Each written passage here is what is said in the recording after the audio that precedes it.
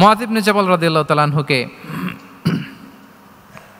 মদিনার পাশেই এক মসজিদের ইমাম করে পাঠালেন। উনি ইমামতির দায়িত্ব পেয়ে একবার মাগরিবের নামাজে সূরা বাকারা তেলাওয়াত শুরু করলেন। কোরআনের সবচাইতে ছোট সূরা, তাই না? সূরাতুল বাকারা, হ্যাঁ, সবচেয়ে ছোট সূরা।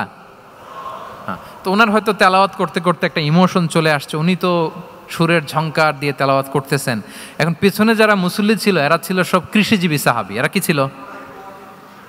সারা দিন ওট দিয়ে, খেজুর গাছে পানি দিয়ে যান যায় যায় কোনো রকম ফরজ পেরে যায় ঘুমাইতে হবে। এই সাহাবীরা যখন পিছনে দাঁড়াইছে আর উনি ধরছে কোন সূরা? আওয়াজ করে বলুন না একটু, সূরাতুল বাকারা। এখন ওনারা তো আর থাকতে পারে না, ওনার সাথে থাকতে না পারে এক সাহাবী নামাজ রেখে দিয়ে ডাইরেক্ট রাসূল সাল্লাল্লাহু আলাইহি ওয়াসাল্লামের কাছে, কারণ বড় হুজুর তো আছে মদিনায়। যে বিচার দিছি ইয়া রাসূলুল্লাহ, দেখেন এমন একজনকে ইমাম করে অ্যাসাইন করেছেন, উনি মাগরিবের সালাতে সূরা বাকারা পড়ে, আর আমরা হচ্ছি কৃষিজীবী শ্রমজীবী সাহাবী, আমাদের তো এত বড় কেরাতের সাথে জয়েন করা সম্ভব না। রাসূল সাল্লাল্লাহু আলাইহি ওয়াসাল্লাম রেগে গেলেন, চেহারাটা আগুনের গোলার মতো লাল হয়ে গেল। মুআয ইবনে জাবাল রাদিয়াল্লাহু তাআলা আনহুকে ডেকে পাঠালেন, ডেকে বললেন, আফাত্তানুন আনতা ইয়া মুআয, আফাত্তান, তুমি কি ফিতনা সৃষ্টি করতেছো? ওখানে পাঠাইছি কমিউনিটির ইউনিটি ধরে রাখার জন্য, তুমি ওখানে যে ফিতনা সৃষ্টি করতেছো। তুমি কি সাব্বিহ ইসমা রাব্বিকাল আ'লা এই সূরা তোমার মুখস্থ নাই? ওয়াদ-দুহা ওয়াল-লাইলি ইযা সাজা এটা পারো না? ওয়াশ-শামসি ওয়া দুহাহা এটা মুখস্থ নাই?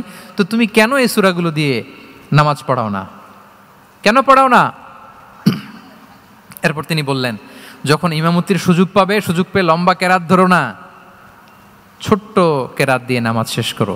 কেননা তোমার পেছনে বয়স্করা আছে, মুরব্বীরা আছে, অসুস্থরা আছে।